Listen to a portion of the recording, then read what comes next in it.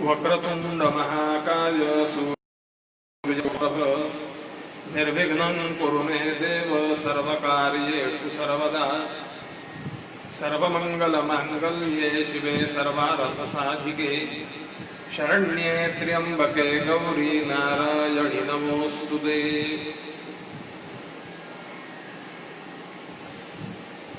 संत समागम या हेस्पेच्या अंतर्गत अनेक विद्वानांची आध्यात्मिक, ऐतिहासिक, सांस्कृतिक अशा अनेक विषयांवरची प्रवचन, व्याख्यान, कीर्तन या ठिकाणी चालू आहेत.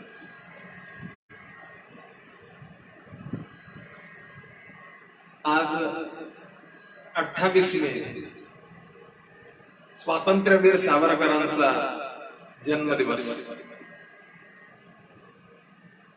या निमित्ताने सावरकरांच्यावर काही बोलावं अशी सर्वांची इच्छा होती. हिंदू जातीला जी अनेक भव्य, उदात्त, महान, मंगल अशी स्वप्न पडली, त्यातील अत्यंत उत्कृष्ट अशा प्रकारचं स्वप्न म्हणजे श्री सावरकर.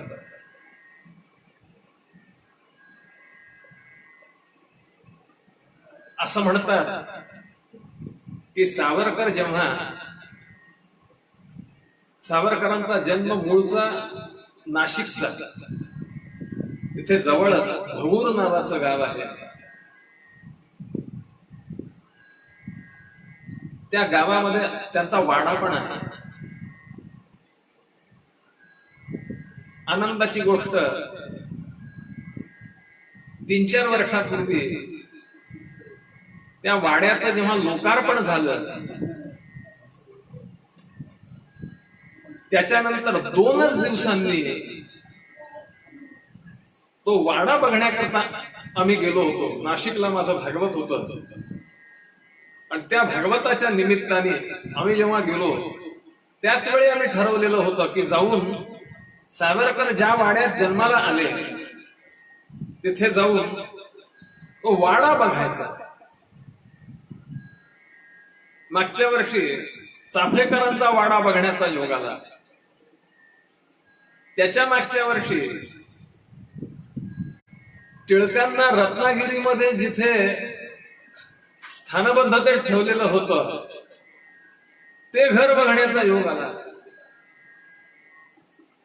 ही सगळी ठिकाणं म्हणजे आधुनिक तीर्थस्थळ आहेत म्हणून समजायला हरकत नाही.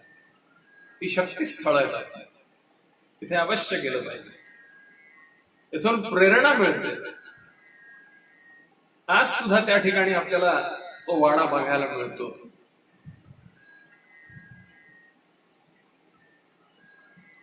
सव्वीस मे 1883 या दिवशी जन्माला आलेलं हे बालक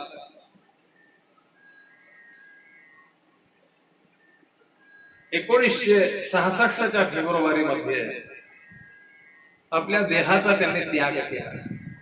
प्रायोपवेशन करून त्याग केला. एखाद्या योग्याला शोभावर योगे नामते तनुत्यजाम, ही ओळ त्यांच्या डोळ्यासमोर त्यावेळी होती.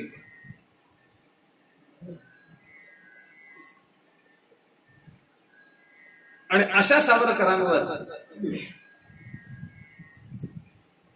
काहीतरी बोलायचं. सर्वात पहिल्यांदा आपला जो विषय जो होता तो श्री सावरकरांची जीवनगाथा. कसं आहे, सावरकरांची जीवनगाथा ज्या एका तासात सांगून संपणारा विषय नव्हे.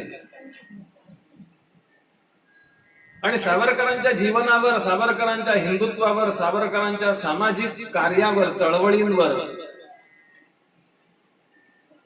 बोलणारे अनेक प्रथितयश वक्ते आहेत. त्यांच्यापेक्षा मी काही फार चांगलं बोलेन असं काही मला वाटत नाही. ती लोक विद्वान आहेत, यात त्यांनी पुष्कळ परिश्रम घेतलेले आहेत, वक्ते आहेत ते. आमचे चारुदत्तजी आफळे असतील, सच्चिदानंदजी शेवडे असतील, अन्यान्य आमचे पंढरपूरचे वानाजी उत्पादजी असतील, या लोकांनी आपलं संपूर्ण जीवन सावरकर चरित्रात, सावरकर कार्यात, सावरकर वाङ्मयात घातलेलं आहे. आणि त्यामुळे त्यांच्यापेक्षा काही मी जास्त सांगेन असं काही मला वाटत नाही. मग प्रश्न उपस्थित झाला की काय सांगावं. मी विचार केला की सावरकर साहित्यातील मला भावलेले काही क्षण आणि कण आहेत, त्याची एकदा उजळणी आपण करावी. याचं कारण असं आहे, माझं सुदैव असं की माझे वडील हे सावरकरांचे फार मोठे अनुयायी होते. नांदेडला त्या काळात, हा काळ जवळजवळ 1945, 46, 48 चा काळ, त्या काळात जी हिंदू महासभा जी होती, त्या हिंदू महासभेतले एक कार्यकर्ते, नांदेडला नांदेडकर घराणं म्हणून एक खूप मोठं घराणं आहे. हा सगळा प्रांत निजामाचा, आणि निजामाची रजाकारी त्या काळी फार मोठी गाजलेली होती. हिंदूंवर अत्याचार करायचा, त्याला उत्तर द्यायचं म्हणून नांदेडकर मंडळींनी खूप मोठी व्यायामशाळा काढलेली होती. ही सगळी मंडळी हिंदू महासभेची मंडळी, हिंदुत्वाचा पुरस्कार करणारी मंडळी. आणि त्या नांदेडकरांनी काढलेल्या व्यायामशाळेमध्ये मल्लखांब शिकवण्यासाठी माझे वडील जात असत. हे मलाही माहित नव्हतं, वडिलांनी मला कधी सांगितलेलं नव्हतं. माधवराव नांदेडकर म्हणून एक 2-4 वर्ष झाली त्यांना जाऊन, वृद्ध, म्हणजे ज्यांच्या नावानेही पुंडलिकवाडी आहे, जिथे नांदेडकर मंडळींचं वास्तव्य आहे, त्या पुंडलिकरावांचे चिरंजीव म्हणजे माधवराव नांदेडकर. मी एकदा त्यांना भेटायला गेलो असताना त्यांनी मला सांगितलं की तुमचे वडील आमच्याकडे मल्लखांब शिकवायला येत असत, आम्ही सगळे त्यांना गुरुजी म्हणत असो. आणि त्यावेळी त्यांनी त्या सगळ्यांच्या बरोबरचा माझ्या वडिलांचा फोटो त्यांनी मला दाखवला. मी त्याची प्रिंटआउट एक घेतली, फोटोवरून फोटो, आज सुद्धा ती माझ्याकडे आहे. आणि एकदा त्यांनी बोलताना मला असं सांगितलं की सावरकरांच्या मुलीचं लग्न होतं मुंबईला, तर त्यावेळी काही गावातून त्या लग्नामध्ये स्वयंसेवक होण्यासाठी म्हणून काही पोरांना पाठवलेलं होतं. तुमचे वडील त्या ठिकाणी गेलेले होते.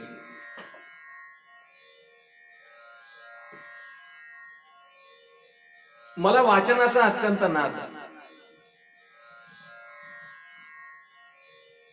मला कळतंय तसं मी रामायण महाभारत वाचलेलं आहे. त्यात मला 2 पुस्तकं अत्यंत आवडली. लहानपणीच मी ती वाचलेली आहे आणि लहानपणीच वाचून त्याची अनेक वेळा पारायण केलेली आहे. कोणतंही पुस्तक जर मला आवडलं तर ते एकदा वाचून माझं समाधान होत नसेल, मी ते अनेक वेळेला वाचत असे. आज सुद्धा माझी तीच सवय. त्यातील 2 पुस्तकांची मी किती वेळेला पारायण केली हे मलाही माझं माहित नाही. लहानपणी त्यातील एक पुस्तक होतं श्री रामकृष्ण लीला प्रसंग, जे त्यांच्या भक्तांनी लिहिलेलं आहे. 3 खंडात्मक ते आहे. आणि दुसरं आहे माझी जन्मठेप, स्वातंत्र्यवीर सावरकरांनी लिहिलेलं. ही 2 पुस्तकं लहानपणी मी किती वेळेला वाचली हे मलाही सांगता येणार नाही. इतक्या त्या 2 पुस्तकांनी माझ्यावर मोहिनी केली.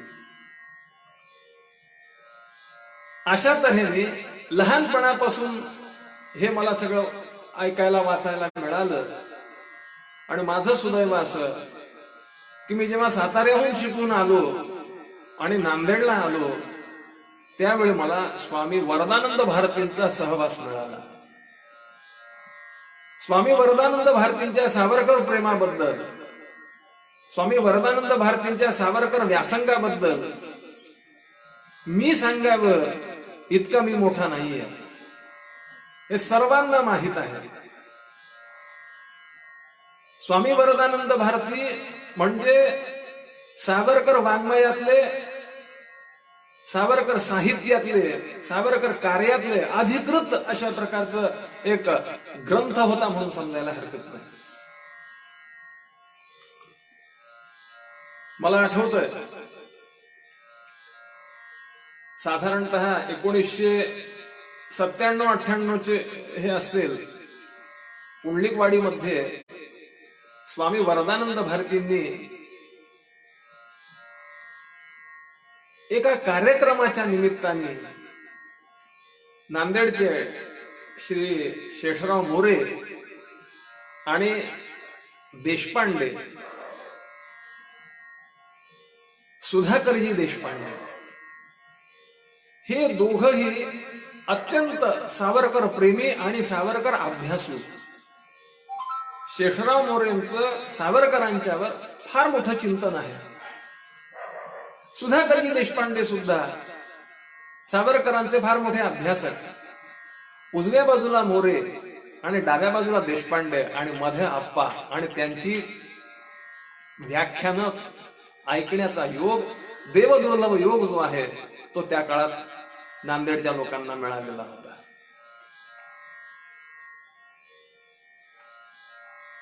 धर्मभास्कर नावाचं एक मासिक मुंबईहून निघतं. त्यात अरविंद विठ्ठल कुलकर्णी म्हणून एक फार मोठे लेखक आहेत. खूप म्हातारे आहेत, आता आहेत की नाही तेही मला माहित नाही. सावरकर प्रेमी आणि सावरकर अभ्यासक, सावरकर विचारचिंतक यांची सुद्धा सावरकरांवरची व्याख्यानं ऐकण्याचा योग मला आलेला आहे. त्यांच्या भाषणामध्ये एक फार सुंदर सूत्र असे. ते म्हणत असत की या देशामध्ये जी लोक आहेत ही लोक 2 गोत्रात वाटलेली आहेत. एक गोत्र आहे गांधींचं गोत्र आणि दुसरं गोत्र आहे सावरकरांचं गोत्र. आपण आपलं ठरवायचं की आपण गांधी गोत्रातले आहोत का सावरकर गोत्रातले आहोत. आता गांधी गोत्र कोणतं आणि सावरकर गोत्र कोणतं याविषयी मी नंतर सांगणार आहे तुम्हाला. हिंदू मुसलमान संवाद म्हणून सावरकरांनी एक छोटस काव्य लिहिलेलं आहे, ते मी सांगणारच आहे पुढे. त्यात त्यांनी एक मुसलमान, पहिला हिंदू आणि दुसरा हिंदू अशा तिघांचा संवाद त्याच्यामध्ये दाखवलेला आहे. तो संवाद मी सांगणार आहे. त्याच्यावरून आपल्या लक्षात येईल की गांधी गोत्र म्हणजे कोणतं आणि सावरकर गोत्र म्हणजे कोणतं. तात्पुरतं जाता जाता सहज सांगताना सांगून जातो की देशाचे तुकडे करणारं गोत्र म्हणजे गांधींचं गोत्र आणि देश अखंडित ठेवणारं गोत्र म्हणजे सावरकरांचं गोत्र.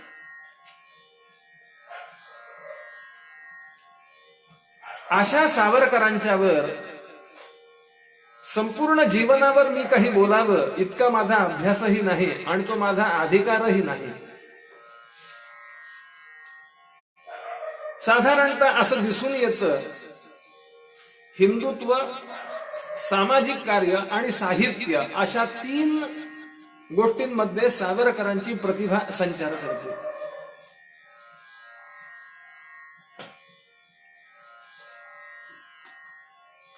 त्यातील हिंदुत्व आणि सामाजिक कार्य याबद्दल अनेक ठिकाणी अनेक जण बोलतात, पण त्याच्या साहित्यावर, त्या साहित्याच्या एकंदरीत मर्मस्थळांवर सध्या फारसं कोणी बोलत नाही. किमान असं म्हणायला हरकत नाही, बोलत असतील माझ्या वाचनात किंवा ऐकण्यात नाही. आणि म्हणून मी विचार असा केला की मला त्या सावरकर साहित्यातले जे अमृतकण मिळाले, त्या सावरकर साहित्यात बुडी मारून जे सावरकर साहित्यातील अमृतकण मला प्राप्त झाले, त्या अमृतकणांची उजळणी तुमच्या सर्वांच्या बरोबर करावी. आणि म्हणून मुद्दामून विषय ठेवताना मी सावरकर साहित्यातील अमृतकण अशा प्रकारचा विषय ठेवायला लावला. त्याचं कारण ते आहे. आणि म्हणून साहित्यात प्रवेश करण्याच्या अगोदर स्वातंत्र्यवीर सावरकरांची 10 अनन्य वैशिष्ट्ये मी आपल्याला सांगणार आहे. आणि या व्याख्यानाच्या शेवटी सावरकरांच्या साहित्यातील मला आवडलेले 10 अमृतकण मी तुम्हाला सांगणार. आजच्या भाषेत जर बोलायचं जर झालं तर टॉप 10 ज्याला आपण म्हणू अशा प्रकारचं. आमचा विचारप्रधान समूह म्हणून आहे व्हॉट्सअप ग्रुप आमच्या प्रवीण दिवाकरने काढलेला, की ज्याच्यामध्ये एकापेक्षा एक विद्वान, साहित्यिक, त्यानंतर मोठे मोठे वक्ते, कीर्तनकार, प्रवचनकार, आमच्या बाला चोथवेंच्या सारखे, आमच्या तुकारामजी चिंचणीकरांच्या सारखे, आमच्या मीराताई शेंडगेंच्या सारखे, स्मिताताई वैद्यांच्या सारखे, आमच्या हैदराबादचे कापडे गुरुजींच्या सारखे, असे मोठे मोठे लोक त्या समूहावर आहेत. आमचे विद्यार्थी पण त्यामध्ये आहेत काही. त्यातील एका विद्यार्थ्याने अशी इच्छा प्रकट केली की धर्म या विषयावर त्या ठिकाणी आज काहीतरी बोलावं. विषय ठरलेला होता एक, धर्म या विषयावर मी बोलीन नाही असं नाही, नंतर बोलीन, पण सावरकरांचं त्याच्यावरचं चिंतन जे आहे ते मात्र निश्चितच बघण्यासारखं आहे, वाचण्यासारखं आहे, मनन करण्यासारखं आहे. धर्म ही आभूची गोळी असं जरी ते म्हणत नसले तरी सर्व धर्मग्रंथ हे पूजनीय आहेत, अनुकरणीय नाहीत, एवढं मात्र त्यांचं निश्चित मत होतं. सर्व धर्मग्रंथ हे कपाटात ठेवण्याच्या योग्यतेचे आहेत. काल काय झालं हे सांगणं एवढं त्यांचं कार्य आहे. आज काय करावं हे ते सांगू शकत नाहीत. त्यांचे अनेक निबंध आपल्याला वाचायला मिळतील, अनेक त्यांचे विचार आपल्याला वाचायला मिळतील. अनेकदा त्यांच्यावर ज्या आपत्ती आल्या त्या आपत्तींच्या, त्यांच्या समोर आलेली आव्हानं, त्यांच्या समोर आलेली परिस्थिती या दृष्टिकोनातून सुद्धा त्यांच्या विचारांचा विशेष विचार करणं आवश्यक आहे धर्माच्या बाबतीत, असं मला वाटतं.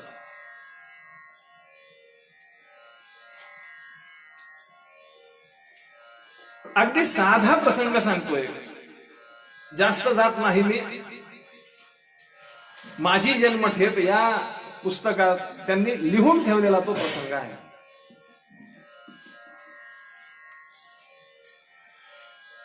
तिथे ही सगळी इंग्रज लोक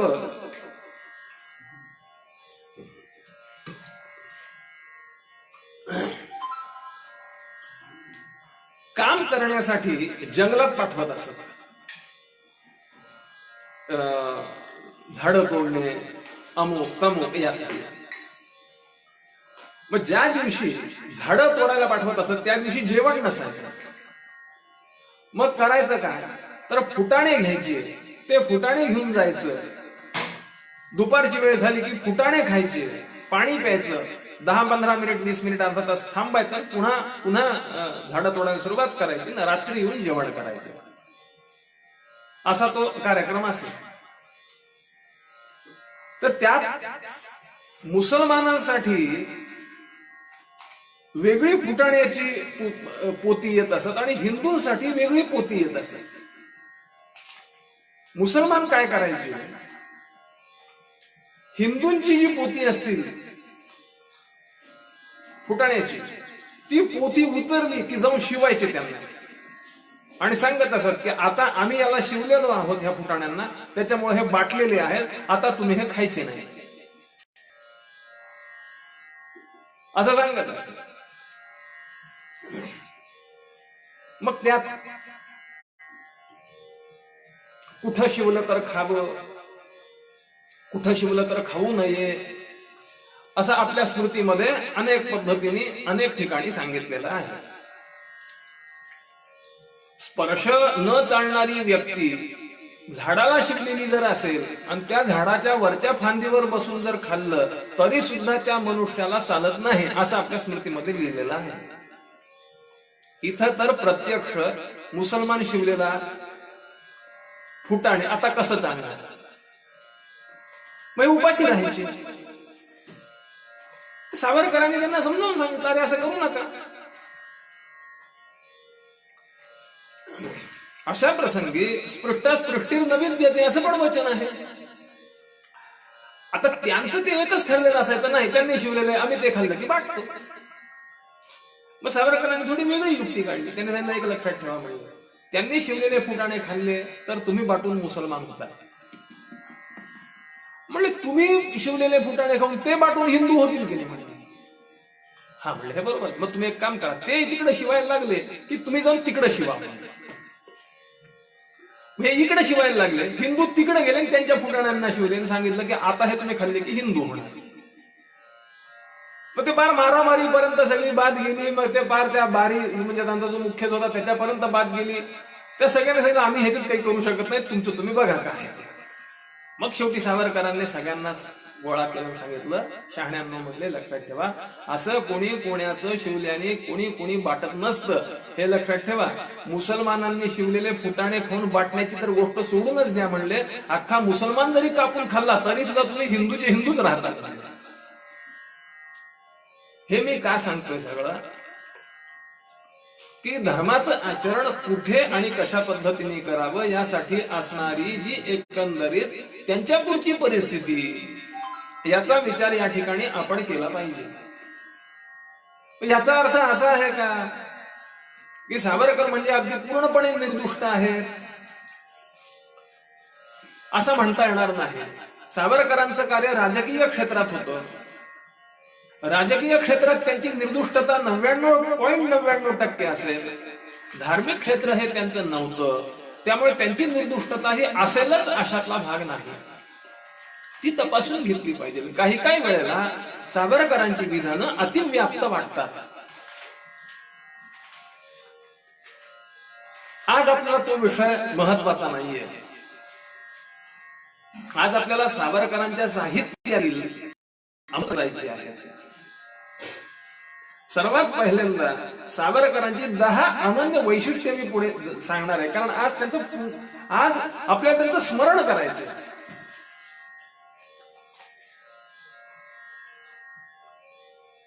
जगातील पहिला पदवीधर अशा प्रकारचे आहेत ते की ज्यांची पदवी ब्रिटिश शासनाने काढून घेतलेली आहे.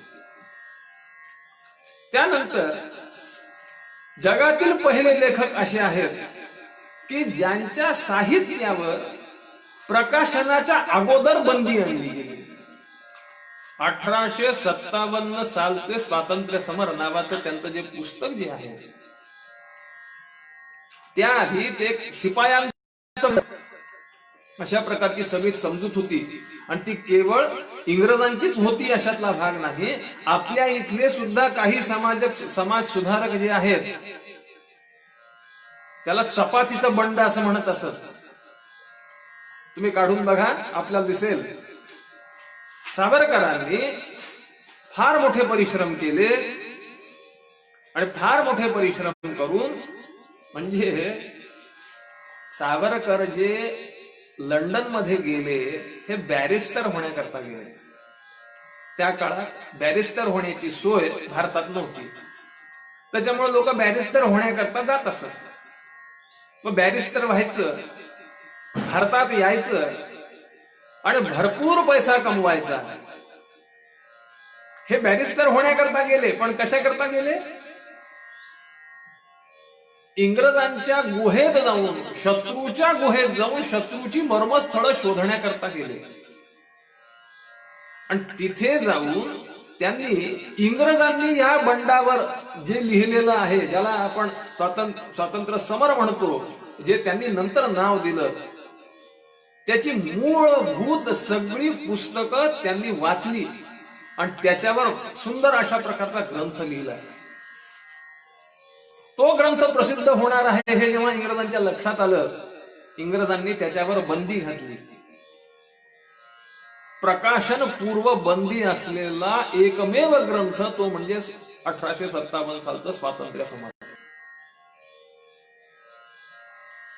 त्यानंतर बॅरिस्टर झाले. बॅरिस्टर झाल्यानंतर ती पदवी प्राप्त करण्यासाठी म्हणून ब्रिटिशांच्या राजनिष्ठेची शपथ घ्यावी लागते की मी तुमच्याशी एकनिष्ठ आहे. यांनी सांगितलं मी ती शपथ घेणार नाही. त्यांना ती पदवी मिळालेली नाहीये, लक्षात ठेवा. म्हणजे ज्यांनी एकनिष्ठतेची शपथ घेतली नाही ते सावरकर माफीवीर. त्यांनी इंग्रजांची माफी मागितली म्हणून ते तिरस्करणीय. आणि ज्यांनी लेखी दिलं की आम्ही तुमच्या विरुद्ध ब्र पण काढणार नाही, असे सुद्धा बॅरिस्टर हे त्या काळात आहेत, होते. ज्यांना पंतप्रधान पदाचा मान मिळाला ते मात्र देशभक्त आणि हे मात्र देशद्रोही. म्हणून कालच आमचा विषय झाला, सावरकरांना भारतरत्न द्यावं का देऊ नये, काय नेमकं काय आहे. मी सांगितलं भारतरत्नाच्या फार पुढचे आहेत ते, खूप पुढे गेले ते. त्यांना भारतरत्न देणं म्हणजे पीएचडी वाल्याचा मॅट्रिक झालं म्हणून सत्कार करण्यापैकी प्रकार आहे. फार पुढे आहेत ते, विश्वरत्न आहेत ते.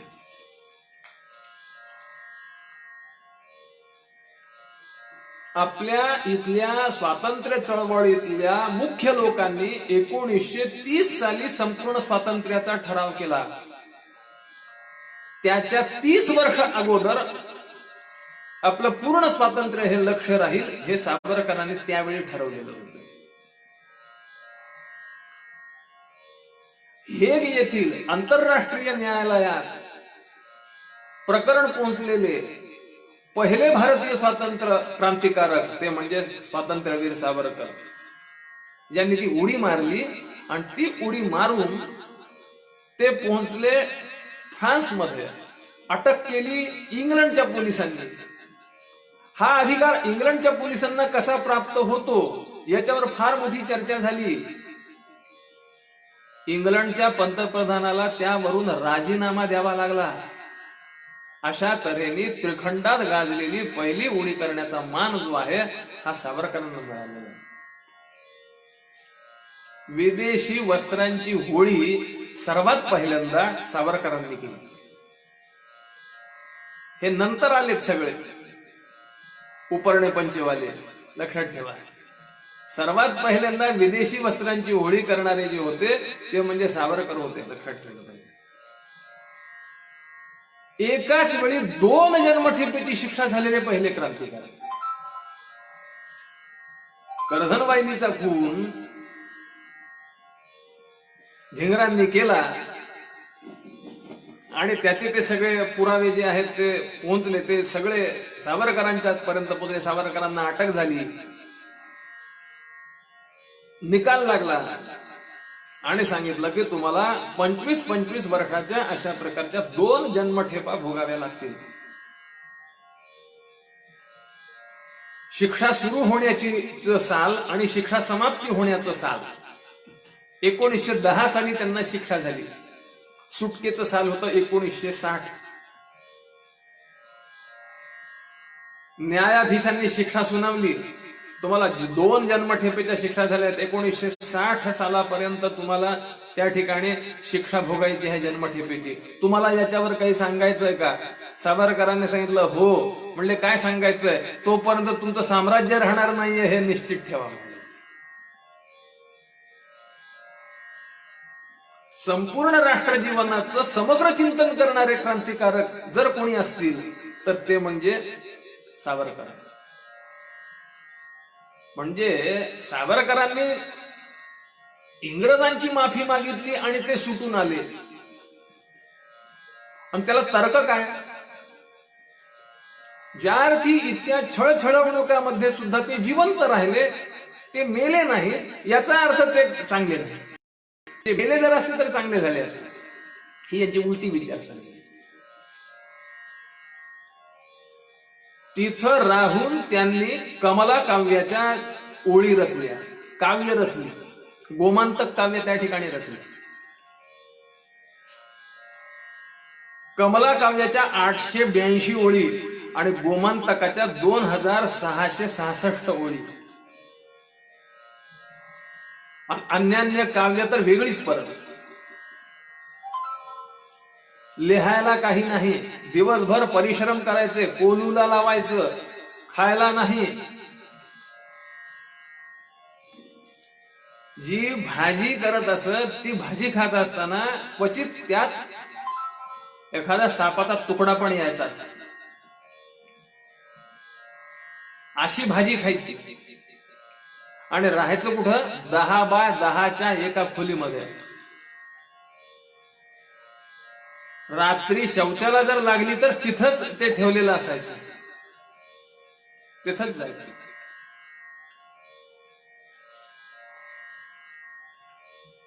आणि मग आता काय करावं? आणि ती खोली सुद्धा अशा ठिकाणी मुद्दामून दिलेली होती खोली की जिथे फाशी झालेल्या लोकांना फाशी दिली जात असेल.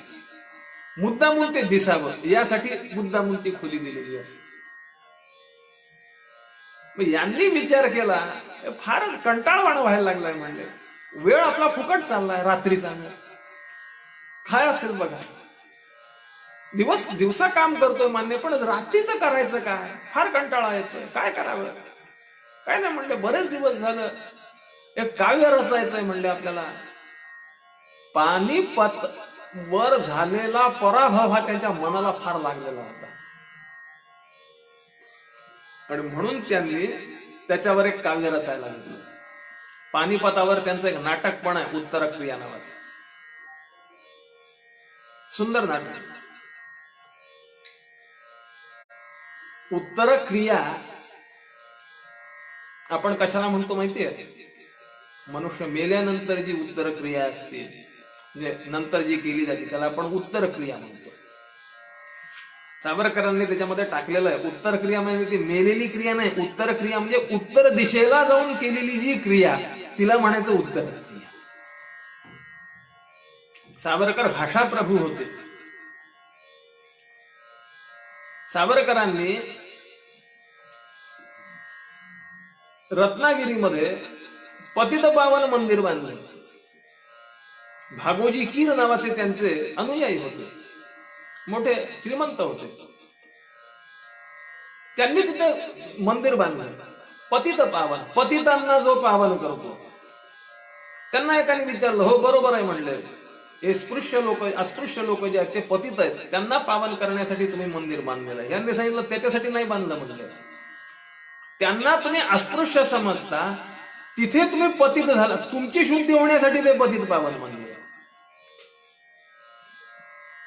सावरकरांचं भाषा प्रभुत्व फार वेगळं होतं. आणि मग त्यांनी विचार केला की आपण तिथे लिहावं. कशाने लिहायचं? पेन्सिलला बंदी, कागदाला बंदी. सावरकरांनी लिहून ठेवलेलं आहे माझी जन्मठेप मध्ये. एखाद वेळी तिथं बॉम्ब नेला तरी तो बारी काही बोलला नसता, परंतु कागद आणि पेन्सिल जर त्यांनी बघितली तर मात्र तो संतापायचा, पिसाळलेल्या हत्तीसारखा संतापायचा.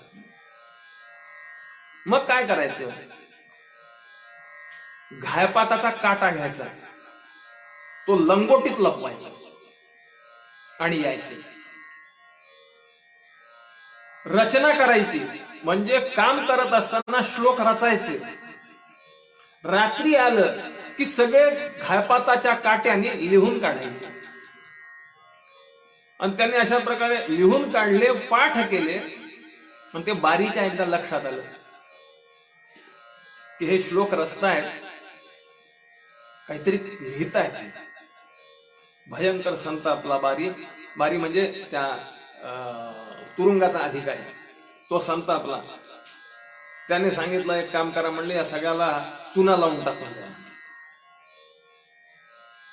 चुना लावला. चुना लावल्यानंतर दुसऱ्या दिवशी बारी भेटायला आला. त्याला वाटलं हे तोंड लहान करून बसले असतील, हे अधिकच आनंदी झालेले दिसले. काय मिस्टर सावरकर, जिरली का म्हणले तुमची?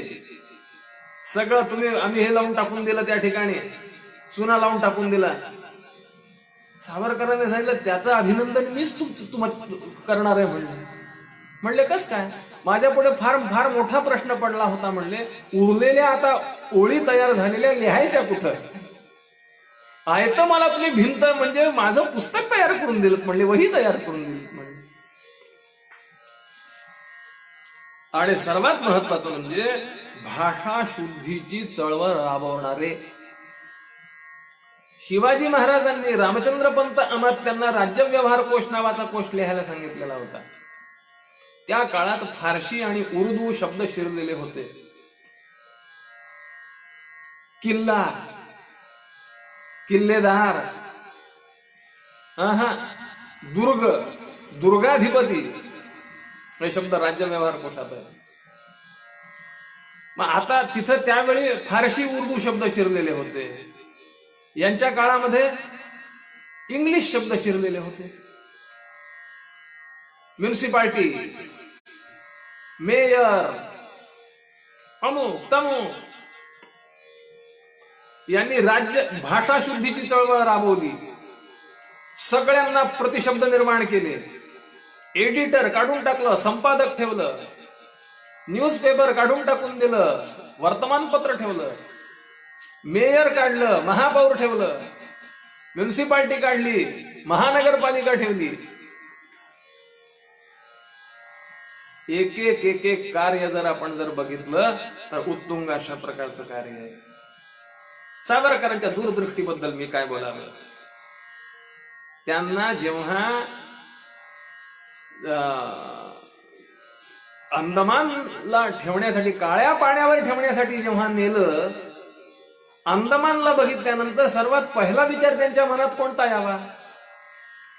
जेव्हा भारत स्वतंत्र होईल त्यावेळी त्याचं पहिलं नाविक स्थळ जे आहे ते म्हणजे नौदलाचं ठिकाण जे आहे ते म्हणजे अंदमान निकोबार होईल म्हणून सांगितलं.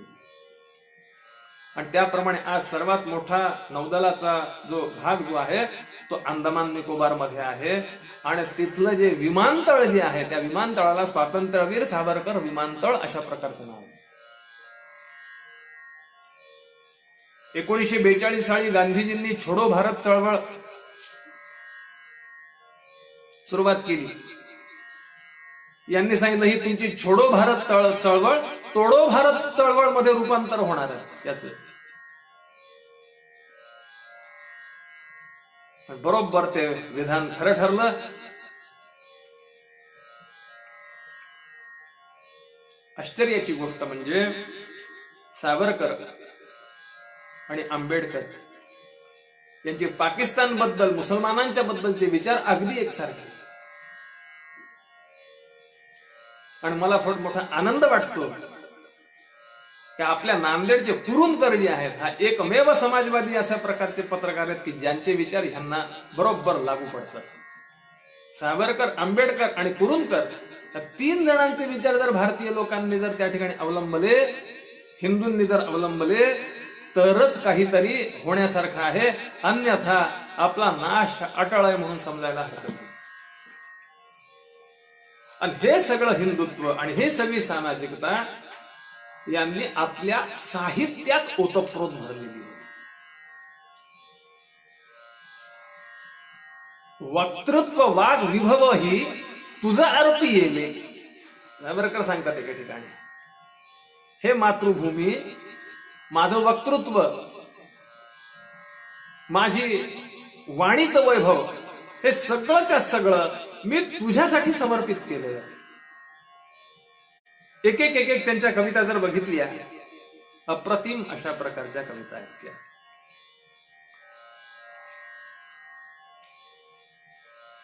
साहित्याचा विचार जेव्हा आपण करतो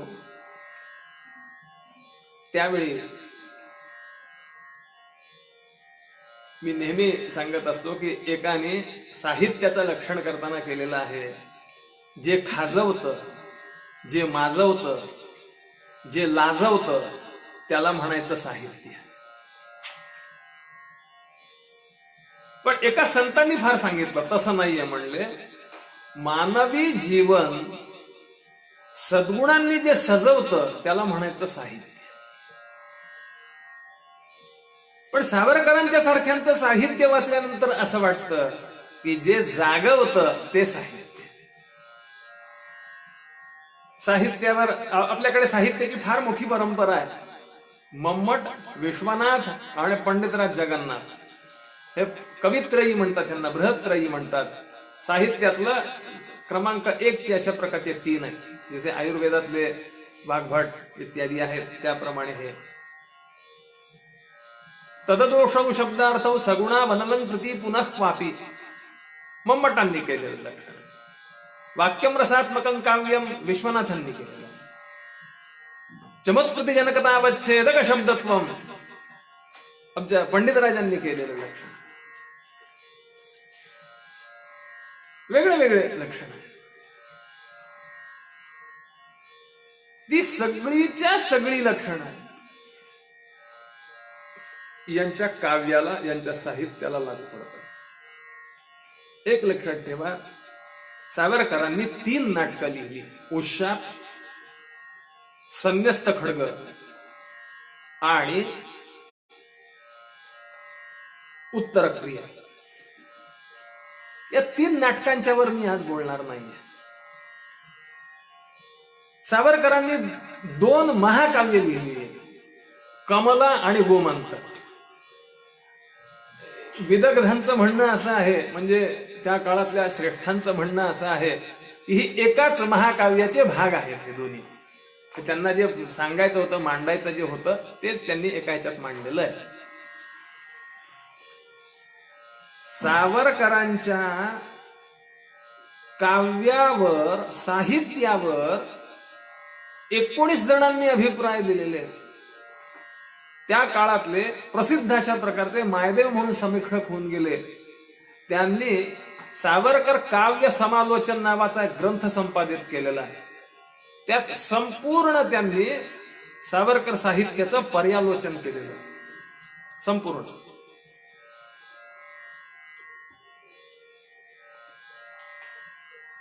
श्रीनिवास बोबडे म्हणून एक फार मोठे त्या काळातले कवी होऊन गेले. त्या कवींनी एक फार सुंदर तुझेच तुला निवेदन या नावाची एक कविता केलेली आहे. सुंदर कविता आहे ती. त्यामध्ये त्यांनी सावरकरांचं कमला काव्यामध्ये उपमेला उपमा दिलेली आहे. त्यांनी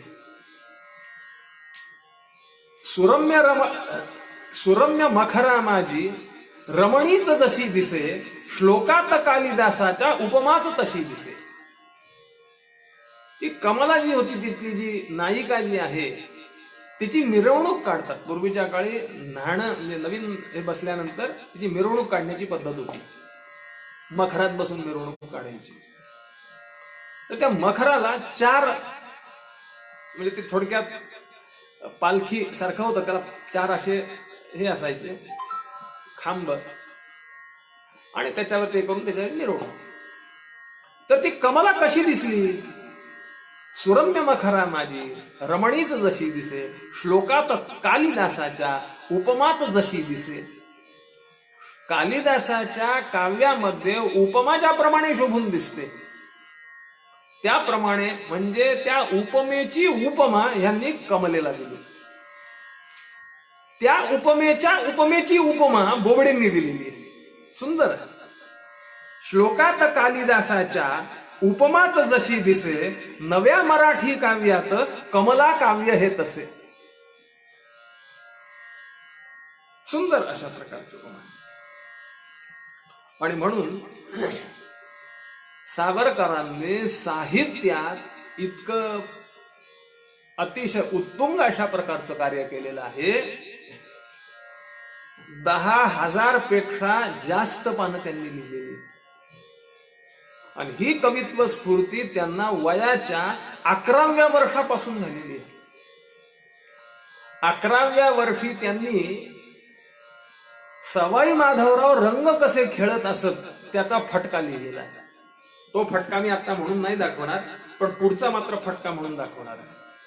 त्याच्या आधी एकच आठवण सांगतो की त्यांनी एक निबंध लिहिलेला होता. आणि तो निबंध लिहिलेला असताना त्याला पहिलं क्रमांकाचं पारितोषिक मिळालं. मिळाल्यानंतर ते जे अध्यक्ष जे होते त्यांच्या हस्तेच ते पारितोषिक होतं. त्यांनी बघितलं हे 11 वर्षाचं पोरग आहे. त्यांनी अध्यक्षीय भाषणात सांगितलं की हल्लीची पोरं म्हणले दुसऱ्याकडून निघून घेतात आणि पारितोषिक प्राप्त करतात, असं करू नये. त्यांनी हे उठले आणि सांगितलं की मी लिहिलं नाही, मी दुसऱ्यांकडून लिहिलं असं तुम्ही कशावरून म्हणला? म्हणजे वयावरून म्हणलं. पण ज्ञानेश्वरांनी ज्ञानेश्वरी कितव्या वर्षी लिहिलेली होती? ज्ञानेश्वरांना तुम्ही असंच म्हणणार का? कसं आहे, जी मोठी माणसं असतात त्यांचं मोठेपण लहानपणापासून दिसतं. नाशिकला ते जेव्हा शिकायला गेले त्यावेळी त्यांचे गुरुजी होते. त्या गुरुजींनी त्यांचं सगळं एकंदरीत ते बघितलं. म्हणजे इंग्लिशचं काव्य जर असेल तर तो परीक्षेमध्ये प्रश्न आपलं हे असतं, प्रश्न असतो की या भाषांचं या परिच्छेदाचं भाषांतर करा.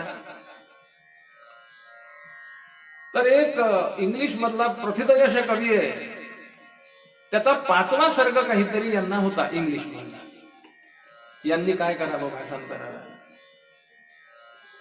त्याचं मराठी काव्यच लिहून टाकून दिलं भाषांतर. त्याचे विचार बघितले आणि बोलवलं, बाळा सावरकर नाव हे तुझं अन्वयार्थ कर बर. हे म्हणले म्हणजे काय? तुझे जे कर आहेत ना, म्हणले कर म्हणजे हात, त्या हातांनी राष्ट्राला सावरण्याचं कार्य तू कर म्हणून सावरकर. वयाच्या 11व्या वर्षी 1894 साली भगूर येथे त्यांनी हा फटका लिहिला. आणि लगेच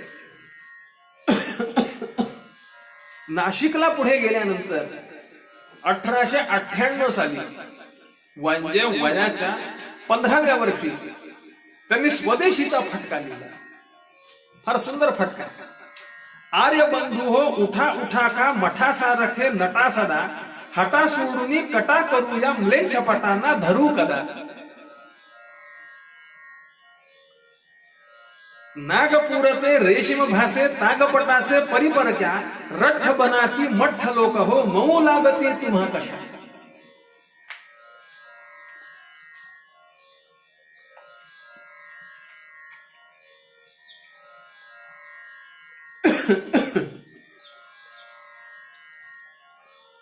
शेवटी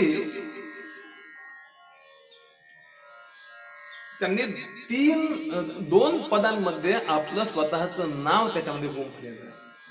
विश्वेश्वरी नारायणी ही यम हरिहर आदी सुरवरिणी, कर्मसिद्धीसी दावो नेऊन मोद देती निज भक्त जनी. दर अज्ञानी रजनी जावो सांग प्रकाशो रवी थोर, वरावयाला रत्नपटाला करो आर्य ते रणघोर. विनायक दामोदर सावरकर. वयाच्या 15व्या वर्षी लिहिलेला फटका हा मराठीमध्ये MA PhD झालेल्यांनी याचा अर्थ लावून दाखवावा. काय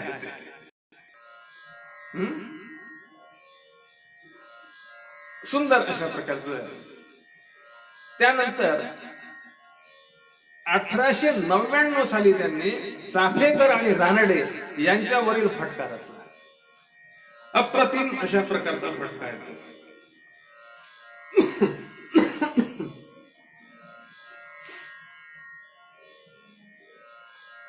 बाजी प्रभूंचा फटका जो आहे, बाजी प्रभूंचा पोवाडा जो आहे, अप्रतिम अशा प्रकारचा. पण त्याच्या आधी मला एक फार वृषोक्ती नावाचं त्यांचं काव्य आहे, ते तुमच्या पुढे मांडायची इच्छा आहे मला. वृष म्हणजे बैल, वृषोक्ती म्हणजे बैलाला उद्देशून आणि बैलाने उद्देशून अशी केलेली ते काव्य, अशा प्रकारचं काव्य आहे. त्याच्यामध्ये ते जव्हार नावाच्या गावी जात होते. आता पूर्वीच्या काळीचा सगळा बैलगाडीचा प्रवास असायचा. त्या प्रवासामध्ये बैलाला बघून त्यांना काही विचार सुचले. एक हिंदू त्या बैलाला काय म्हणतो आणि बैल त्याला उत्तर काय करतो. शार्दूल विक्रीडित या वृत्तातलं ते काव्य आहे. कोणी हिंदू मध्ये सगर्व हृदय धिक्कार वाणी सजा. एक हिंदू त्या बैलाला म्हणतो, हा धिक रे वृष मान वाकवूया, तू दाससा राबसी, मोठे जू जड हे असह्य भर हा विश्रांती ही ना तसी, तोंडी ये बहुफेस त्राण मुरला, मारी धनी हा तरी, पापे वाटे पापची मूर्तिमंत वृष रे, त्व जन्म हा अंतरी. काय तुझी अवस्था आहे म्हणलं. एवढं मोठं ओझ ते जू धनी मारतोय. मला असं वाटतंय म्हणजे की मागच्या जन्मीचं पाप म्हणून तुला हा बैलाचा जन्म प्राप्त झाला.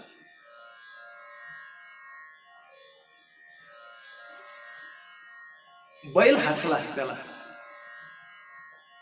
आणि बैल म्हणतो की बरोबर आहे, माझी स्थिती तुला दिसली मान्य, पण तुझी स्थिती काय ती तुला लक्षात आली आहे का. शहाण्या, जाते राज्य निंदा व्यंजक शब्द योजनी बहु, माझ्या धन्या निंदसी, कैसा वागवितो तुला तव धनी, हे अल्पना पाहसी. घेतो काम परंतु देत मजसी, खायासी माझा धनी, मूढा वेतन काय दे तव धनी, शोधोनी पाहे मनी. मला तर म्हणले निदान खायला प्यायला तरी माझा धनी मिळतो, धनी देतो, तुला काय देतो म्हणतो. त्या काळातले सगळे ऑफिसर जे आहेत ते सगळे इंग्लंडचे असायचे, इंग्रज असायचे. कलेक्टर, न्यायाधीश, अमुक तमुक सगळे इंग्रज, आणि त्यांच्या हाताखाली काम करणारे चतुर्थ श्रेणीचे कामगार. मग हा हिंदू त्याला म्हणतो, असं कसं म्हणतोस. म्हणतो मला मोठ्या मोठ्या पदव्या देतो तो माझा धनी, राय बहादूर, अमुक तमुक.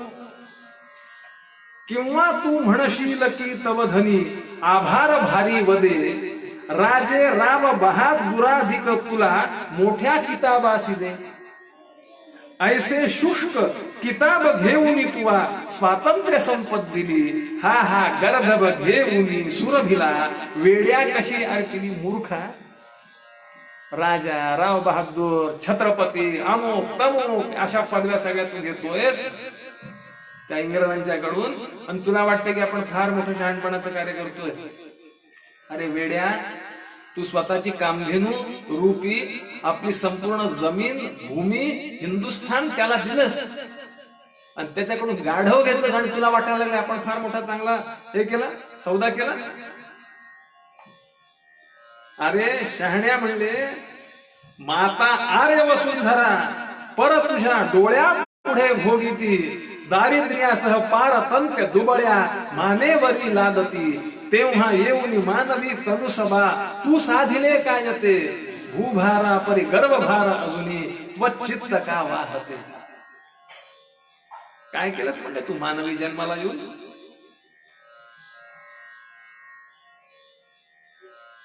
अप्रतिम अशा प्रकारची ही वृषोक्ती. पुढे पुण्यात शिकायला गेल्यानंतर तिथे शिवाजी महाराजांची आरती यांनी केलेली. जय देव जय देव जय जय जय शिवराजा या या अनन्य शरणा आर्या ताराया. सुंदर त्याची चाल दिलेली, मी परवाच त्याची ऐकली, फार सुंदर. त्यानंतर 1910 फर्ग्युसन कॉलेजमध्ये 1901 वगैरे अशा प्रकारची ती स्थिती आहे. त्यामध्ये त्यांनी सिंहगडावर आणि बाजी प्रभूंच्यावर पवाडा रचला. त्या पोवाड्यावर इंग्रजांनी बंदी आणली. म्हणजे अशा पद्धतीची बंदी की त्या पोवाड्याचा एक अंश जरी कोणाकडे सापडला तरी सुद्धा राजद्रोहाचा खटला त्याच्यावर चालत असे. आणि राजद्रोहाचा खटला म्हणजे साधं सुद्धा नाही, लक्षात ठेवा. राजद्रोहाचा खटला याचा अर्थ सगळी जप्ती, नातेवाईकांच्यात यत्किंचितही मान नाही, सन्मान नाही, कोणी कोणाला या म्हणायची तयारी नाही. आज जसं या कोरोनामुळं कोणी घरात घ्यायला तयार नाहीये, तसं राजद्रोहाचा शिक्का जर बसला तर कोणी घरात कोणी घ्यायला तयार नसेल. अशा अवस्थेत लोकांनी फटके खाऊन तो पोवाडा जो आहे हा मनात जिवंत ठेवला. त्या पोवाड्यावर जे योगायोगाचं मला फार आश्चर्य वाटतं, 1911 साली त्याच्यावर बंदी आणली. कालांतराने 1937 साली काही मर्यादित प्रमाणात काँग्रेसचं राज्य आलं. काँग्रेसने सुद्धा त्याच्यावरची बंदी उठवली नव्हती, ती शेवटी 1945 साली उठली. इतकं जबरदस्त, कारण अहिंसा. परंतु 1945 साली मग ती बंदी उठली. पोवाडा अत्यंत अप्रतिम आहे, मी फार म्हणून दाखवणार नाही. बाजी प्रभू हे खिंड लढवतात अशा प्रकारचा तो प्रसंग आहे.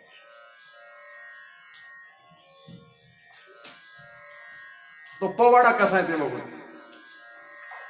आले आले गनीम चालून पुनरपी तो आले, झाले झाले सज्ज पुनरपी उठावले भाले. दीन दीन रण शब्द हर हर महादेव भिडला, हल्ला चढवित परस्परांवरी पुनः पुन्हा तुटती. भिडला ओष्टी दंत मस्तकी रंग बक्षी भाला, हल्ला चढवित परस्परांवरी पुनः पुन्हा तुटती. नटुनी योद्धे समर भोजनी वीर रसा नुतती.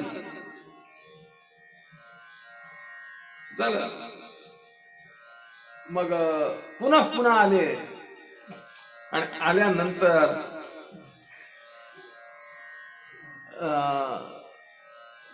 एक फळी हटली. ह्यांचं 300 फक्त सैन्य होतं बाजी प्रभूंच्याकडे आणि त्यांचं अफाट सैन्य होतं. मग पुन्हा आले, डाव उलटला म्लेंछावरी तो पुन्हा परत हटला.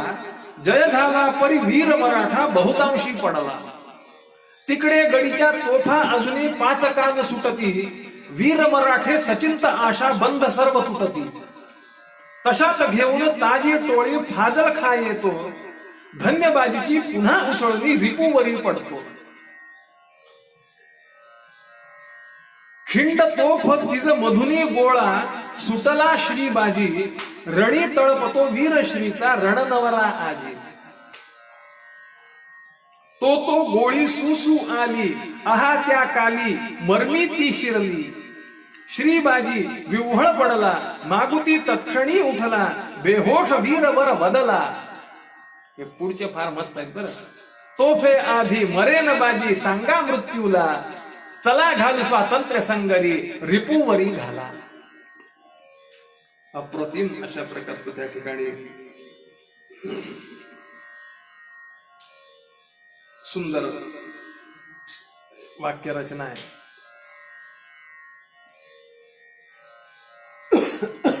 1906 साली सावरकर मुंबई सोडून लंडनला जायला निघाले. त्या काळातला प्रवास जो आहे हा बोटीने होत असे. आता 2-2 महिने तो प्रवास चालत असे. कित्येक दिवस खाली समुद्र आणि वरती आकाश या व्यतिरिक्त काही दिसायचं नाही. तरुण होते ते, नुकताच विवाह झालेला, प्रभाकर नावाचा मुलगा झालेला, ते तिकडे असतानाच त्या प्रभाकराचं निधन झालं, त्याच्यावर सुद्धा त्यांची फार सुंदर कविता आहे. वेळ जात नव्हता म्हणून त्यांनी तारकास पाहून नावाची कविता रचलेली आहे. तर ते तारका म्हणजे कोण आहेत, त्यांनी त्याच्यावर 10 कल्पना रचलेल्या आहेत. तारका कोण असतील?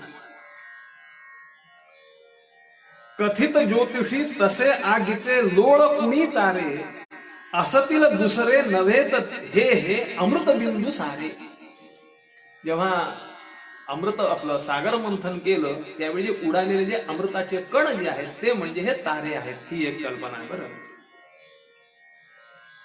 की बघुनी अप्सरा गण ही वसुधेवरी खाली, चमेली जाई जुई मोगरा मालती ही फुलली, त्यांच्या नंदन वनीही असावी ऐशी काम्य फुले, यास्तव पेरून देती अप्सरा हास्य नभी आपुले, हास्यलते सुर सुहासिनीच्या आली ऋतुत फुले, तयाच तारे म्हणून ज्योतिषी भले भले चकरे.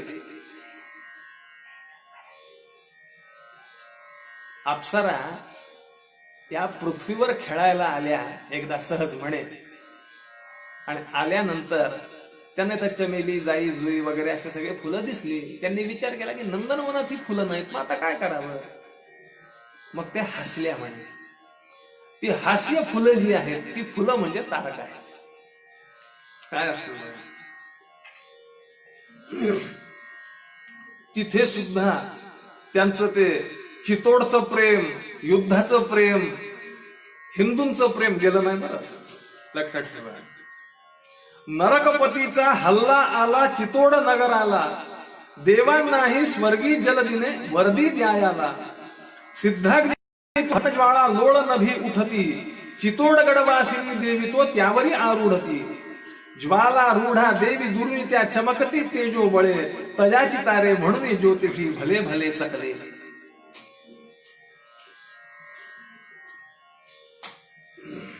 ज्वाळेचे लोळ जे गगनात उठतात त्याच्यावर चितोडगडातली देवी बसलेली आहे. तिला बघून वाटायला लागलेलं आहे की हे तारे. खूप सुंदर अशा प्रकारच्या या ठिकाणी केलेली आहे कल्पना. त्यानंतर दीपावलीचे लक्ष्मीपूजन नावाची त्यांची एक सुंदर अशा प्रकारची कविता आहे.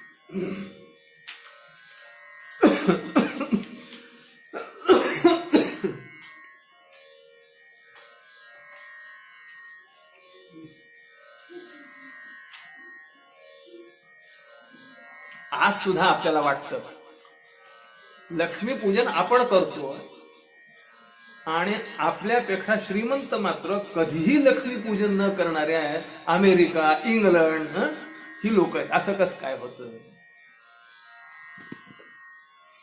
आपला जो जीडीपी आहे त्या जीडीपीच्या 10 पटीने जीडीपी अमेरिकेचा आहे. आपला जो जीडीपी आहे त्याच्या आपली जी अर्थव्यवस्था आहे त्याच्या 5 पट अर्थव्यवस्था जी आहे ही चीनची आहे. ती लोक कधीही लक्ष्मीपूजन करत नाहीत. काय नाही, आपण दर शुक्रवारी लक्ष्मीपूजन करतो.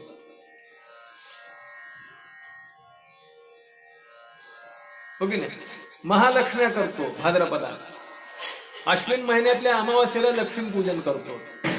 आपल्याला लक्ष्मीपूजन, लक्ष्मी प्रसन्न न होता त्यांना कस काय होते. 1925 साली त्यांनी एक सुंदर अशा प्रकारचं एक पद त्यांनी दिलेलं आहे. लक्ष्मी पूजन करू घरोघर आम्ही जरी भावे, प्रसन्न पूजेने ना होता लक्ष्मी रागावे. आम्ही पूजन करतोय, लक्ष्मी मात्र आमच्यावर रागवते. आणि इंग्रज पूजी जरीला लक्ष्मीची मूर्ती, राबेस वृद्धी सिद्धी त्याच्या दाराशी तरी ती. काय बंधूंनो कारण रुसली भारत लक्ष्मी का, लाथाडून दे पूजा आमची शतकांची देखा. हे म्हणतात आम्ही फक्त लक्ष्मी पूजन करतो. फार सुंदर शब्द वापरलेला आहे बरं. कारण आम्ही सुमे अर्चितो परिणा सुमनाने, सुमन या शब्दावर श्रेष्ठ. आमच्या लहानपणी एक श्लोक होता, शंकरास पूजिले सुमनाने, शंकरास पूजिले सुमनाने, शंकरास पूजिले सुमनाने, शंकरास पूजिले सुमनाने. चारी ओळींचे अर्थ वेगळे. सुमन चांगलं मन, सुमन फुलं, सुमन नावाची मुलगी, असे ते अर्थ. तसं यांनी काय सांगितलं, कारण आम्ही सुमे अर्चितो. सुम म्हणजे फुलं. आम्ही फुलांनी लक्ष्मीचं पूजन करतो, परिणा सुमनाने, चांगल्या मनाने करत नाही. कसं बघा, लक्ष्मी पूजन करावया जय करीतो स्नानाला, परका साबू परकी तेले लावू अंगाला. परदेशीचे रेशीम त्याचा मुकटा नेसोनी, देवघरी परदेशी रंगे रंगीत बैसोनी. विदेशातली साखर घालून नैवेद्य दाऊ, अशा पूजने प्रसन्न होईल लक्ष्मी हे भाऊ. साबू नेई कोटी, कोटी तेल रुपयाने, नेई लुटोनी विदेश कोटी अन्य उपायाने. अशा रीतीने लक्ष्मी दवडून दारा बाहेरी, लक्ष्मी पूजन करीत बसतो आम्ही देवघरी. हो की नाही. मोबाईल कुठले, चीनचे. गाड्या कोणत्या, जर्मनच्या. पुढे ते म्हणतात, आणि विदेशी नळे फटाके फुलबाजा अंती, उडवणे डिंगडिम पिटू आपला मोरख्याचा जगती. अहो हिंदूंनो, कोटी कोटी रुपयांची या दिवशी लक्ष्मी पूजा वयासी, लक्ष्मी धाडू विदेशासी. लक्ष्मीचं पूजन, आणि ते पूजण्यासाठी लक्ष्मी मात्र परदेशात धाडायची. म्हणून आम्ही जरी पूजू घरोघर ही लक्ष्मी भावे, प्रसन्न पूजेले ना होता लक्ष्मी रागावे. तरी हिंदूंनो, घरात लक्ष्मी आधी आणावी. आमच्या आप्पांनी फार सुंदर हे केलंय, उठा हिंदूंनो जागृत व्हारे, राज्य आपुले स्थापावे, त्यावेळ नाही गतीच दुसरी परिस्थितीशी जाणावे. तरी हिंदूंनो, घरात लक्ष्मी आधी आणावी, विदेशी सणा शिवू शक्यतो वृत्ती बाणावी. देशी तेले, देशी साबू, देशी वस्त्राने, देशी साखर, देशी अस्त्रे, देशी शस्त्राने. स्वदेश लक्ष्मी पूजू साधुनी, जरी मंगल वेळ, गजांत लक्ष्मी हिंदू हिंदूच्या दारी डोलेल. हिंदू मुसलमान संवाद पहिल्यांदा मी सांगितलेला जो होता, गांधी गोत्र आणि सावरकर गोत्र हे कोणतं, एक लक्षात ठेवलं पाहिजे. गांधींना आपल्याला नावं नाही ठेवायची, त्यांचंही कार्य एक आहे, नाही असं नाही.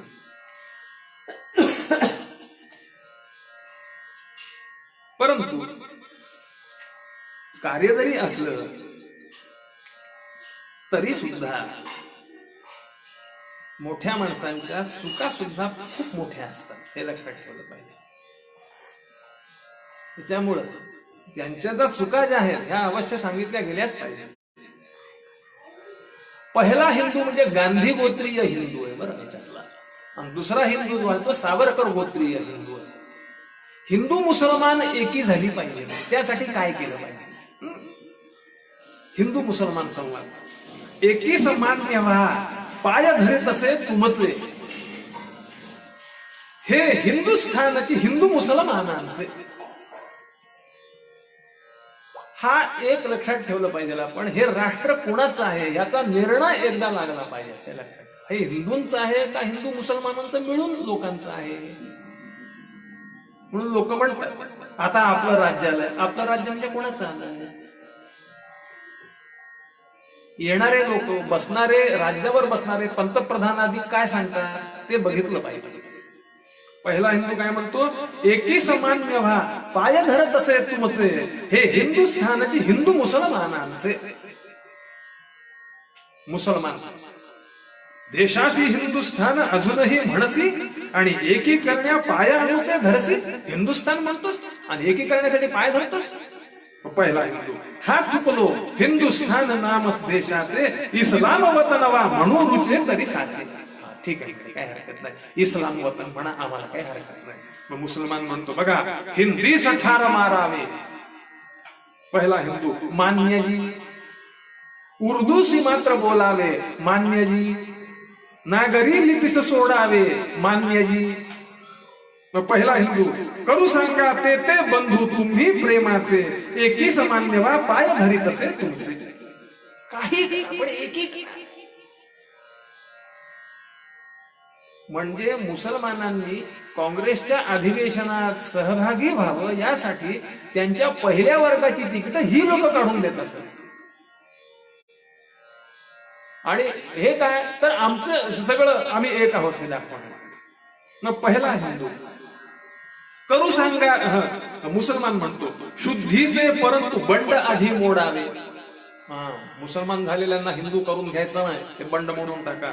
मग दुसरा हिंदू म्हणतो म्हणजे सावरकर गोत्रीय, परी बाटवण्याचे मात्र तुम्ही सोडावे. मग तुम्ही बाटवू नका, मग आम्ही शुद्ध करून घेणार नाही. मुसलमान म्हणतो परी आणि जरी तरी अशा अटी कोणाशी, परंतु जर तर कोणाला बोलताय, घालशी गाठ ही असे मुसलमानांशी. लक्षात ठेवा. हा खान भाई हा क्षमा करा साहेब, हे भांडखोरची हिंदू संघटन पेव. मुसलमान, करू मुसलमान हिंदूंचे मान्यजी, करू नका हिंदू मुसलमानांचे मान्य हे, करू नका शुद्ध भ्रष्टांचे मान्यजी. कमविणे न मुळी गमविणे ब्रीद हिंदूंचे, एकी समान्य वा पाय धरीत असे तुमचे. आमच्या हिंदूंचं ब्रीदच आहे म्हणे, कमवायचं काय नाही, गमवायचं. बायका गमवल्या, माणसं गमवली, देश गमवला, कमवायचं काही नाही. दुसरा हिंदू, परी पळवून नेती हिंदू मुली जे दुष्ट लव जिहाद. मुसलमान म्हणतो बिघडेल ते की जरी काढशील ती गोष्ट. ती गोष्ट काढायची नाही, लव जिहाद बोलायचं नाही. मग पहिला हिंदू, गांधी गोत्रीय हिंदू म्हणतो नचे कोप करा मियाजी, मूर्ख हे लोक पळवाच पाहिजे तरी माझीही लेक. त्यांच्यावर कसा राग होता, माझी लेख पळवून. खलिफास मानी गुरु मुसलमान जे राज्य. मुसलमान म्हणतो तुम्हाला खलिफाला मानलं पाहिजे, तो आम्हासी बापाहुनी म्हणूनची पूज्य. आम्हाला बापाहून पूज्य. मुस्लिम राज्य करू जगी सांगतो धर्म. मुसलमान म्हणतो आमचा धर्म आम्हाला सांगतो की संपूर्ण जग मुसलमानांचं केलं पाहिजे, ते तुम्हीच करा हो हिंदू जाणी ना मर्म. बरोबर आहे म्हणजे मुसलमानांचा तो धर्मच आहे, हिंदूंचा कुठे धर्म आहे म्हणलं. म्हणून मोठे मोठे वक्ते मोठ्या मोठ्या सभेत सांगतात मोठ्या अभिमानाने, गेल्या 5000 वर्षामध्ये हिंदूंनी कोणावर कधी आक्रमण केलं नाही. अरे शहाण्यांनो, ही गोष्ट फार अभिमानाची आहे का मूर्खपणाची आहे हे सुद्धा आपल्याला कळत नाही. वाद्यासी तुमच्या फोडा. ते वाद्य वाजवत जायचं नाही आमच्या याच्यावरून. गांधी गोत्री मान्यजी. गोवधाना हरकत पाडा मान्यजी. तुम्ही मूर्ती तितका फोडा मान्यजी. मान्यजी मान्य. मग मात्र सावरकर गोत्रीय हिंदू येतो, मान्यजी मान्यजी काय खोळ्या एकीचे, हे पुरे प्रदर्शन तुझ्या नीच क्लैब्याचे. जरी याल तरी संगतेच ना तरी आम्ही, एकटे लढूनही जिंकू युद्ध परिणाम. जिंकिले शकुहुणांशी जिंकिले ज्यांनी, औरंग आणि अफजुल्ल विद्ध न खरा.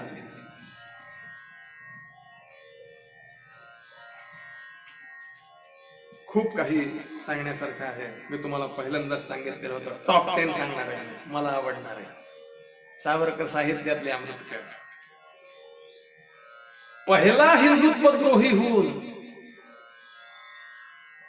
लक्षात ठेवा यांचं वाक्य आहे, पहिला हिंदुत्वद्रोही होऊन इंद्रपद जरी मिळत असेल तरी शेवटचा हिंदुत्वनिष्ठ होऊन मारता मारता मरेल. इंद्रपदवर मुख्यमंत्री पद नाही. आम्ही सगळं आता गुंडाळून ठेवलं.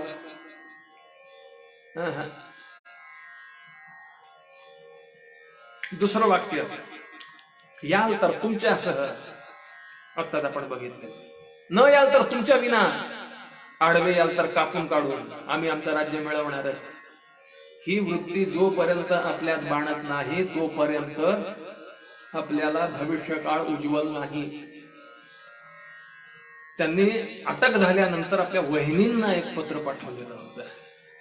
त्याचं शेवटचं फार सुंदर आहे, फार प्रसिद्ध आहे ते वाक्य की घेतले व्रत नहे आम्ही अंधतेने लब्ध प्रकाश इतिहास निसर्ग माने जे दिव्य दाहक म्हणून असा वयाचे बुद्ध्याची बाण धरले करी हे सतीचे. एक सतीचं वाण आहे. लक्षात ठेवा, सावरकरांच्याच संसाराची होळी झाली अशातला भाग नाही. सावरकरांनी ज्याला ज्याला स्पर्श केला त्या सगळ्यांच्या संसाराची होळी झाली.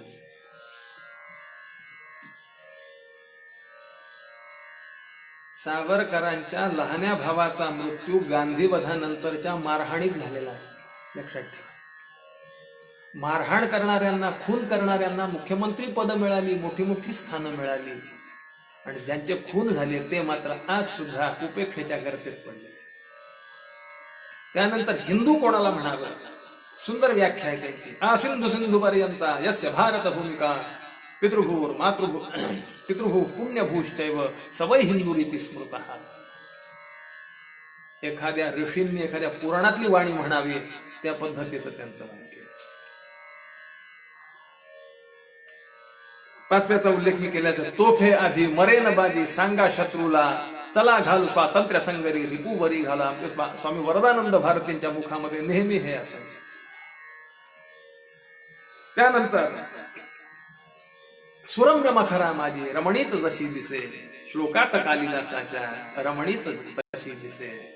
सुंदर अशा प्रकारचं ते वाक्य. त्याच्यावर एक तासभर प्रवचन सहज होऊ शकेल. उपमा कशाला म्हणायचं, पूर्णोपमा ज्याला म्हणता येईल, उपमेचे अनेक प्रकार सांगितले. त्यानंतर ज्यांना तेव्हा शिक्षा झाली आणि त्यामध्ये आता आपण ह्याच्यामधून वापस येऊ की नाही, त्यावेळी त्यांनी एक कविता रचलेली आहे. अनादि मी अनंत मी अवध्य मी भला मारिल रिपू जगती असा कोण जन्मला. मी अनादि आहे, मी अनंत. सावरकरांना जी लोक नास्तिक म्हणतात त्यांना फक्त हा एकच श्लोक, ही एकच कविता नेऊन फक्त दाखवायची. नास्तिक म्हणजे नास्ति परलोकः किंवा नास्तिको वेद निंदकः. वेदत्वाची परिभाषा शेवटी परलोकापर्यंतच जाते. मग अनादि मी अनंत मी अवध्य मी भला कोण आहे ह्याच्यातला. देहाला आदी आहे, देहाला अंत आहे. मग अनादि मी अनंत मी कोण आहे याच्यातला. आत्म्याशिवाय दुसरं कोण आहे. लक्षात ठेवा, सावरकरांचं साहित्य या दोन कवितेशिवाय पूर्णच होऊ शकत नाही. ने मजसी ने परत मातृभूमीला सागरा प्राण तळमाला. ज्यावेळी त्यांची अटक होईल असं वाटलं, त्यांना खूप आठवण आली. ब्रायटन इथं ते होते त्यावेळी, लंडनच्या तिथे. त्यांच्या बरोबर निरंजन पाल म्हणून त्यांचे सहकारी होते. त्यावेळी त्यांनी समुद्राच्या तीरावर रचलेली ही कविता आहे. ने मजसी ने परत मातृभूमीला सागरा प्राण तळमळला. काय अत्युच्च त्यांनी त्याच्यामध्ये कल्पना केली. ने मजसी ने हे काव्य ऐकून ज्याच्या डोळ्यात पाणी आलं नाही, समजून घ्यावं तो एक नरपशु तरी असेल, नाहीतर पशुपती तरी असेल. या व्यतिरिक्त त्याला दुसरी मधली उपमा देता येऊ शकते. त्यानंतर दुसरं आहे ते म्हणजे जयोस्तुते श्री महन मंगले. अप्रतिम अशा प्रकारचं स्वतंत्रतेचं काव्य आहे. जसं मी सांगितलं, ने मजसी ने हे काव्य ऐकून ज्याच्या डोळ्यात पाणी येत नाही, तसं जयोस्तुते श्री महन मंगले शिवास्पदे शुभदे स्वतंत्रते भगवतीत्वानहम यशोयुताम वंदे हे शब्द ऐकून ज्याच्या अंगावर शहारे येत नाहीत, तो नृपशु तरी असावा, नाहीतर पशुपते तरी असावा. आणि सर्वात शेवटचं टॉप 10 मधलं शत जन्म शोधिताना शत आरती व्यर्थ झाल्या संन्यस्त खड्ग नाटकातील हे पद आहे. याचं रसग्रहण फार लोकांनी केलेलं आहे, खूप लोकांनी केलेलं. त्यात एक ओळ त्यांनी फार सुंदर टाकलेली आहे. क्षण तो क्षणात गेला सखी हातचा सुटून.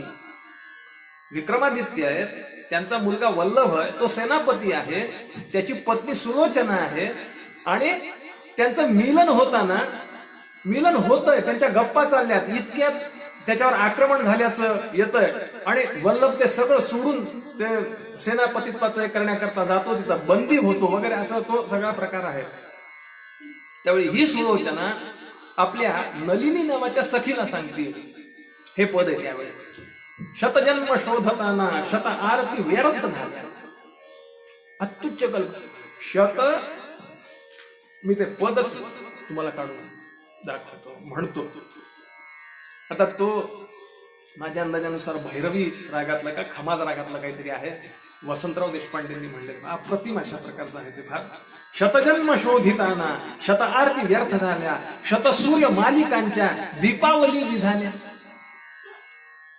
शत सूर्य मालिका, एक सूर्य मालिका जन्माला येणार, ती राहणार आणि मरणार. अब्जावधी अशा प्रकारची वर्ष लागतील. अशा शतसूर्य मालिकांच्या दीपावली विझाल्या. तेव्हा पडे प्रियासी क्षण एक आज गाठी, सुख साधना युगांची सिद्धीस अंती गाठी. हे कसं आहे माहितीये का?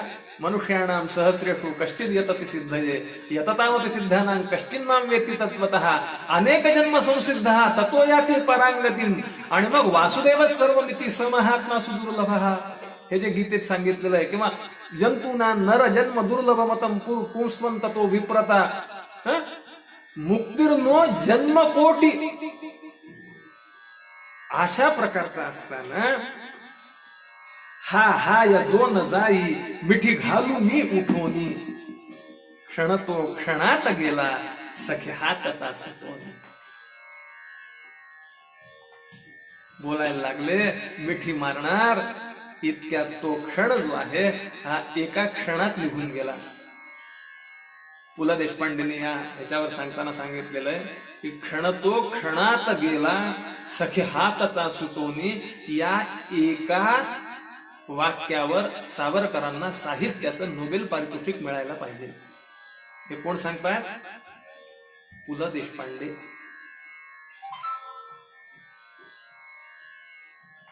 आपल्यासारख्याने काय सांगा सावरकरांच्या साहित्यावर? कसं आहे, सावरकर ही हृदयातली गोष्ट आहे, आणि म्हणून त्यांचं पुण्यस्मरण, तव स्मरण संतत स्फुरणदायी आम्हा घडो, हे जे आहे आपली सगळी जळमट दूर हो, शुद्ध सत्याचा प्रकाश या ठिकाणी पडो, आणि अखंड भारत हिंदुत्वाच्या तेजे तळपावा, ही जी अनेक जणांची इच्छा आहे ती फलद्रूप व्हावी, हीच श्री भगवतीच्या चरणी प्रार्थना करतो. आणि आपल्या सर्वांना नमस्कार करून थांबतो.